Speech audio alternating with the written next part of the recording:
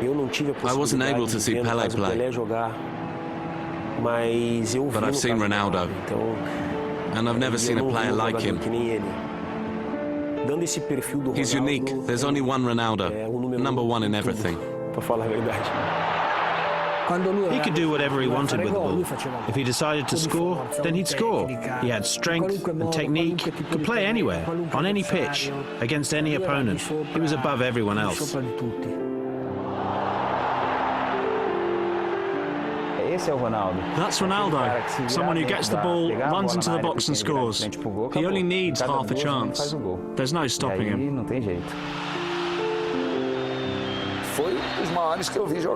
He was one of the best players I've ever seen. Truly a phenomenon. If there's anyone who deserves that nickname, the phenomenon, then it's him. He is phenomenal.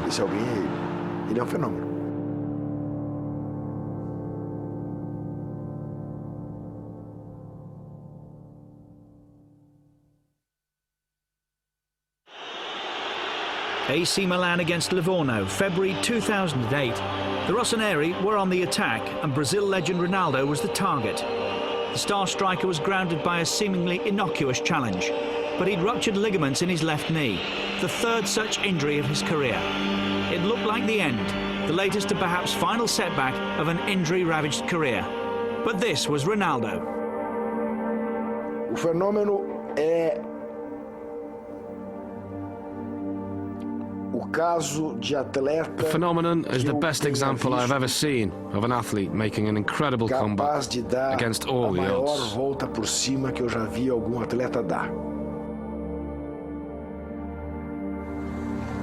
Indeed, only 2 years later, Ronaldo was back in his native Brazil and back doing what he knew best for Sao Paulo club Corinthians. The 3 times World Player of the Year had once again shown his capacity to triumph in adversity and prove his doubters wrong.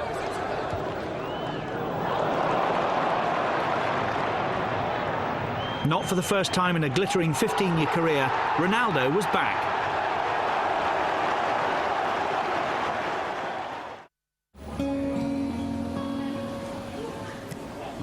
His roller-coaster journey to the top of world football began here in Bento Ribeiro, a working-class suburb of Rio de Janeiro. Ronaldo was born here in September 1976 and was rarely seen without a ball at his feet. Era muito levado, muito bagunceiro, terrível. He was very naughty, very playful, terrible.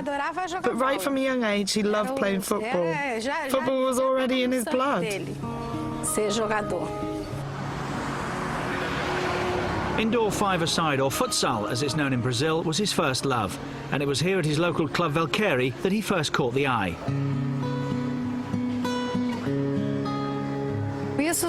Things only started to happen when he was around 10 or 11, and he started playing up at the Valqueire tennis club. From then on, his star really shone. News of the talented youngster quickly spread. He was soon invited to play for Social Ramos Club, a larger and better organised club in Rio's northern suburbs.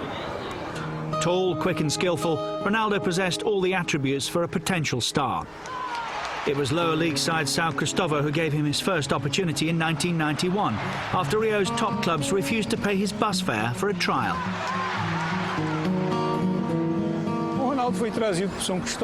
Ronaldo was brought here because of the ability he'd been showing primarily at futsal, at the Social Ramos Club where he'd really stood out. His main qualities were his pace, dribbling at speed, and when the ball came to him, he already knew what he was going to do. 44 goals in under 2 years ensured his stay at the club would be short-lived. To the surprise of many, though, his next move was to Cruzeiro, a first-division team based 340 kilometres away from Rio. In December 1992, I said, "We've sent a boy to Cruzeiro who's going to be Brazil's next striker. He'll play in the '98 World Cup." They asked the name, and I said, "Ronaldo."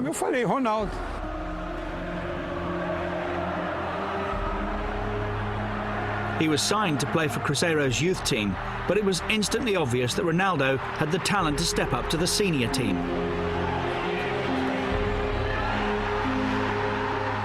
The First time I saw him play was at Cruzeiro. He was still a kid, just 16 or 17 years old. It was in a game where he ended up scoring 5 goals. And from that point on, he showed he was truly a phenomenon in the way he moved on the pitch and the way he scored goals.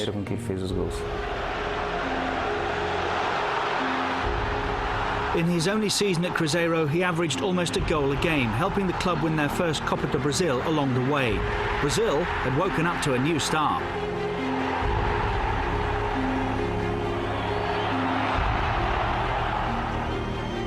Você percebe. Isso aí é diferente dos outros. You can just see it, how someone's different to other players. Acho que não tem isso com o Kaká. Someone like Kaká doesn't have it. He's a great player, but he doesn't have that streak of genius, something that sets him apart. Ronaldo had it at Cruzeiro. He had it. O Ronaldinho tinha no Cruzeiro. Já tinha. At just 17, he was already being compared to the great Pelé. And just as Pelé had been called up to play in the 1958 World Cup at the same age, Ronaldo was included in Brazil's World Cup squad in 1994.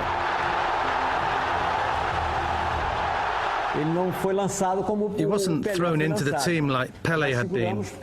We held him back because we had a good team and some good players, so we decided to keep him for later. This missed penalty by Italy's Roberto Baggio gave Brazil their first World Cup victory in 24 years. Despite not playing a game, the experience proved invaluable for Ronaldo. We gave him the chance to see what it was like to be part of a World Cup winning team, even though he didn't play. But he was there to experience the atmosphere, and that was very important for his career. After the World Cup, PSV Eindhoven paid €4.7 million to bring Ronaldo to the Netherlands. The boy from Bento Ribeiro had gone from São Cristóvão's youth team to world champion in European football in under 2 years. I'm very happy to have only played alongside him and not against him. I can guarantee you a lot of players have suffered playing against him. They're still suffering now. I'm just happy to have helped him score, both at PSV and with Brazil.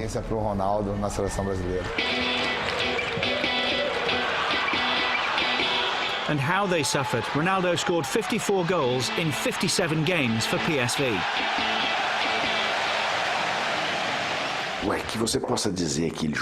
The period in which he really played football, and I mean really played, was from the beginning in Cruzeiro through to when he moved to Holland, and then the move from Holland to Spain. After 2 years in Holland, Ronaldo was on the move again. It wasn't a surprise that a club of Barcelona's stature won the race for his signature. But few could have expected what was to come next. This is a guy, of course, who'd come from Holland. No one knew very much about him. He hadn't cost that much money, and he was just phenomenal. The pure ability of Ronaldo was just something else. I mean, you look at his goal-scoring record. He scored 34 goals that year.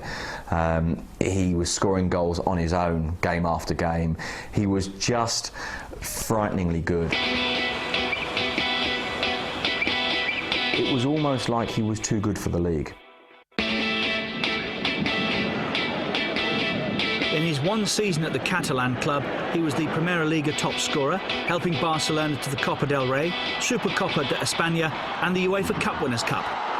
There's a very famous image of a very, very famous goal that Ronaldo scored away at Compostela for Barcelona, and he picked the ball up on the halfway line, and he had about 4 people. I mean, it was like watching Jonah Lomu play rugby. He had players hanging off his shirt, and he would just run through the middle, throwing them off, stop, go through. I think he went around about 6 or 7 players. Bobby Robson, who was the Barcelona coach at the time, standing on the touchline, just scratching his head as if to say, what on earth have I just seen? What the hell has this guy just done?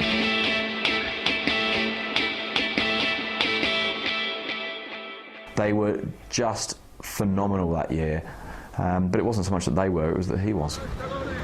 Despite appearing happy and settled in Spain, Ronaldo now expected to be among the club's top earners. Inter Milan's general manager, Sandro Mazzola, was alerted to the situation and decided to test Ronaldo's resolve with a timely phone call. So I got him on the phone, and he said, yes, Inter is a great club.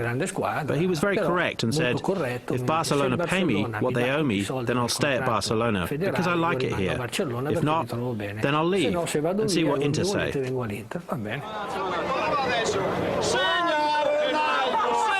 When Mazzola got his man, more than 50,000 fans came to the San Siro stadium to greet their new hero. And despite weight of expectations, Ronaldo didn't disappoint, leading Inter to the UEFA Cup in his first season. What I saw Ronaldo do in that first year at Inter, well, I've never seen anyone do that before. He did incredible things with the ball, at such speed, incredible.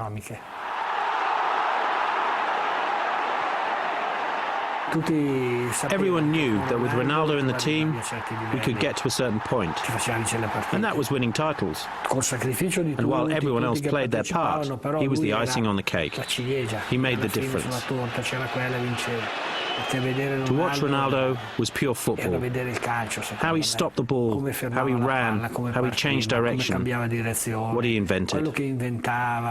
Voted World Player of the Year in 1996 and 97, Ronaldo was the first megastar of football's modern era. He was ready to explode for Brazil at the 98 World Cup finals. We knew that Ronaldo would be an incredible player. Maybe not a new Pelé, but a great player, and a player Brazil were crying out for back then. And so he came on the scene at exactly the right time. At just 21, he was already central to his country's World Cup aspirations.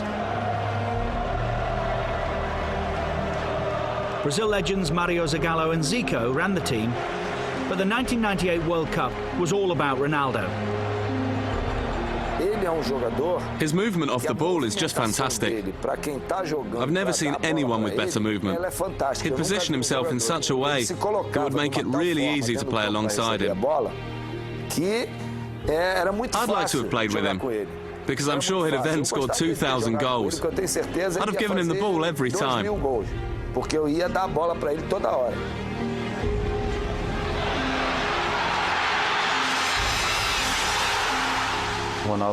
In '98, Ronaldo was in good form, playing well in all the games.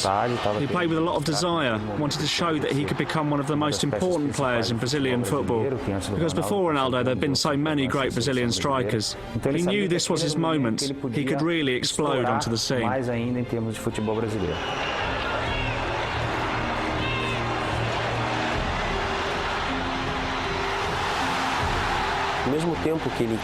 While he was blessed with skill and ability, he was also very powerful.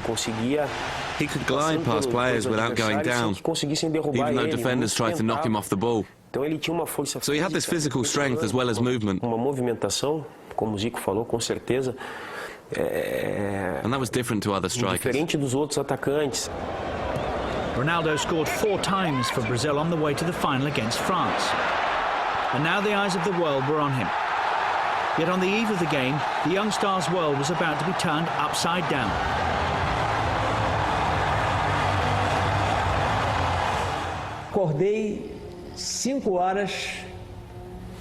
I woke up at 5, and when I left my room and met the press officer, he said to me, "Have you heard what's happened to Ronaldo?" I said, "No." And he told me that he'd had a fit, so for me, he was out of the game. Quer dizer, está fora do jogo.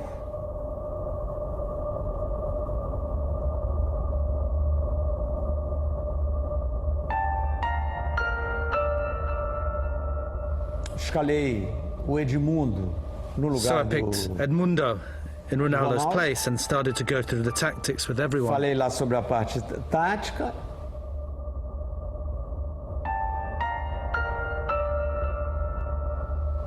Entramos dentro do ônibus. We got on the bus in silence. Todo mundo em silêncio. No one was singing. Ninguém cantou.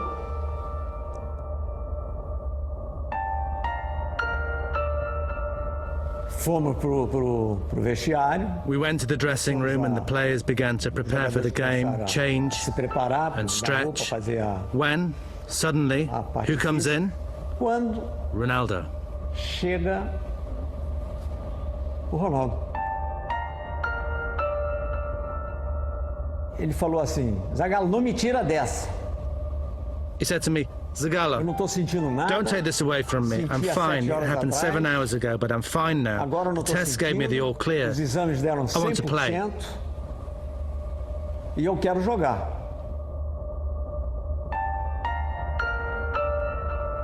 Ronaldo, você sabe o que você está I said, falando? Ronaldo, you don't know what you're saying. Zagallo, And he eu said, não sou Zagallo, criança. I'm not a Se kid. tivesse alguma coisa, eu If falaria something was pra wrong with você. me, I tell you. And so what happened? E aí o que, I que said, aconteceu? right, De boa, you're in então the você team. está You're playing. escalado. Você vai jogar. French playmaker Zinedine Zidane scored twice in a comfortable 3-0 win for the hosts. Ronaldo was a far cry from the striker who'd tormented defences over the previous 5 years. Brazil was simply lost without his inspiration. France beat us, and deservedly so. But I think our main concern was with Ronaldo, the man, our friend. And Brazil didn't have a 100% fit Ronaldo playing for them, so that really affected the team. Yet Ronaldo's nightmare was only just beginning. Back at Inter, his goal-scoring remained prolific. But in November '99, he tore ligaments in his right knee, before tearing them again in April 2000. He was given only a 50% chance of playing football again. The real Ronaldo never came back. Obviously, he was still a great player and still so inventive, but he wasn't the same. A shame. Such a shame. Awful that he was destroyed in that way. Ronaldo refused to give in, however. After a strict rehabilitation program and almost 2 years out of the game, he returned to action in September 2001. But the rest of his season was hampered by injury, and few expected him to be a force for Brazil in the 2002 World Cup. Ronaldo, though, was determined to erase those painful memories from 4 years ago in Paris. We spent at least a month training before that World Cup, and he really threw himself into it.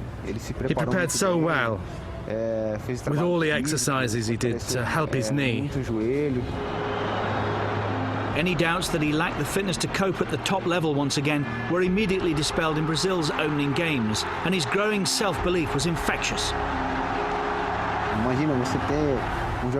Imagine having a player who's always making those runs with such good movement and such ability. Then it makes your life in midfield so much easier. You know you can pass him any old ball and he'll finish it off.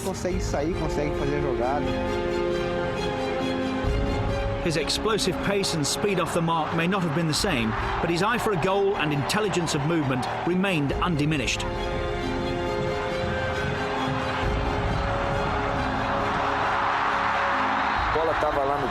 When the ball was with Gilberto Silva or Kleberson or Ronaldinho, Ronaldo would make a run so that if they got the ball to him right then, he'd always be clean through on goal. I'd be shouting at the TV for them to pass him the ball. As Brazil progressed through the tournament, Ronaldo decided to celebrate his return to form with a change of style as well. Yeah, that's just one of his crazy little things. He told us, I'm going to get my hair cut and you'll see how cool I look. And so the next day he turns up with that hairstyle looking like a nutter. We couldn't believe it. We were saying, are you mad? How can you leave your hair like that? The haircut obviously made a difference. A typical Ronaldo strike was enough to see off Turkey by a single goal in the semi-final. All eyes were on Brazil's number 9 as he prepared to face Germany in the final.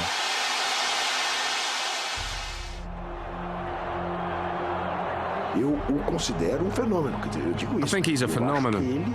I think his comeback is the finest example of someone battling against the odds that I've ever seen. Ever. For this boy to do what he did, after everything he went through, is incredible.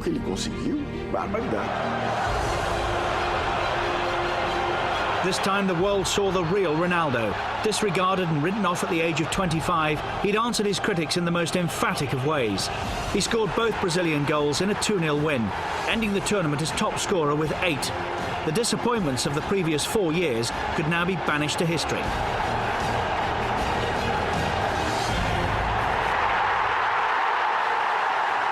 And then we saw Ronaldo return from injury, score 2 goals in a World Cup final, become the top scorer in that tournament, break records. I think it was so important, a great moment of joy, not just for Ronaldo, but for Brazilian football and for those of us who played alongside him. Crowned World Footballer of the Year for a record 3rd time, Ronaldo was hot property once again. After 5 years at Inter, he decided on a new challenge, becoming the latest Galactico at Real Madrid. He was one of those players that Florentino Perez had always loved. But after the World Cup final, how would you get Ronaldo? Especially after he scored 2 goals against Germany. He was one of the best players in the world. But Florentino had to sign him because of the Galactico project. Ronaldo proved himself worthy of his galactic status, coming off the bench to score twice on his debut against Alaves. For the Madrid fans, it was even more satisfying, given his history with their eternal rivals, Barcelona.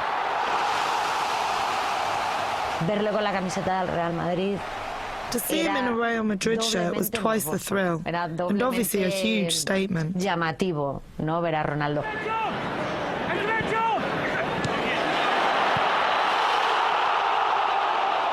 I think Ronaldo was brilliant for Real Madrid as well. I think one of the problems that perhaps, with hindsight, you look at Ronaldo's time at Madrid and you think, well, he wasn't the player he was at Barcelona. But in some ways, he was almost better. His finishing was that little bit more sharp. Certainly when Ronaldo went one-on-one with a goalkeeper, you knew what was going to happen.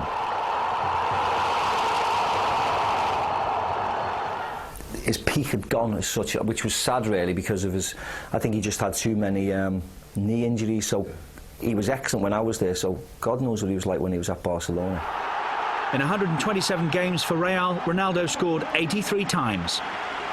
He'll perhaps be best remembered, though, at the Madrid club for his role in the destruction of Manchester United in a Champions League quarter-final at Old Trafford. The fact that he scored a hat-trick away at Old Trafford in a huge game, I think, probably was the pinnacle of his career at Madrid. It wasn't like brilliant play from us carving the opposition open. It was down to him.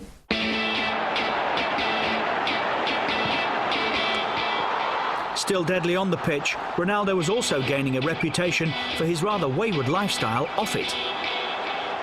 The biggest compliment you could give him really was that everybody loves him. Everybody's got, you know, nice words to say. I didn't know one person who disliked him.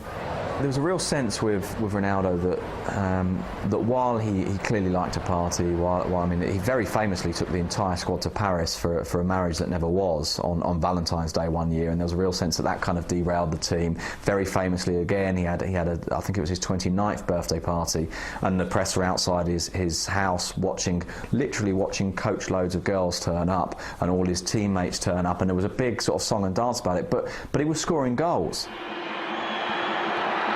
Some players, Raul amongst them, kind of disliked his attitude towards training, but it was impossible to not like him as a man. There was a definite charm about it. And for as long as he was impossibly brilliant, it wasn't really held against him. But his off-field antics were beginning to catch up with him. In 2006, Ronaldo played in his 4th World Cup finals. But while he was as clinical as ever in front of goal, he was out of shape and lacking in pace. I think sometimes Ronaldo believed he didn't need to work as hard as the rest of us. He thought that maybe he could do in 2 days training what it took others to learn in 10 days, and usually he could. His goal against Ghana in the last 16 was his 15th in all World Cups, surpassing the record held by Gerd Müller for more than 20 years. But both Brazil and Ronaldo were no longer the force of old. I think it was overconfidence. Everyone thought it was already won. That's what the press thought in Brazil and the rest of the world. What the directors and every Brazilian thought. Because we had the magic quartet, it would simply be Brazil against the rest. And that's not how it works. Brazil succumbed to a 1-0 defeat to France in the quarter-finals. After 97 games and 62 goals, it would be his last international appearance. Only Pelé has scored more in a Brazil shirt, though in many quarters, Ronaldo was held to blame for Brazil's early exit. I think the criticism he's had during his career is only normal. He's had to live with it on a daily basis because he's Ronaldo. He has to live with that commotion.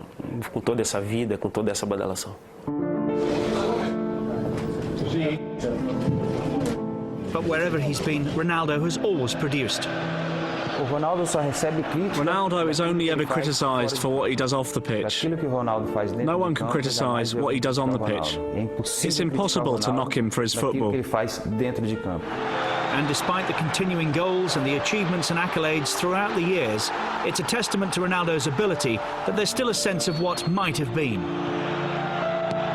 Sometimes you watch Ronaldo and you think, Cor, if you tried, you could have been the most incredible footballer ever. Ronaldo Luis Nazario da Lima, a striker touched with genius, truly a phenomenon.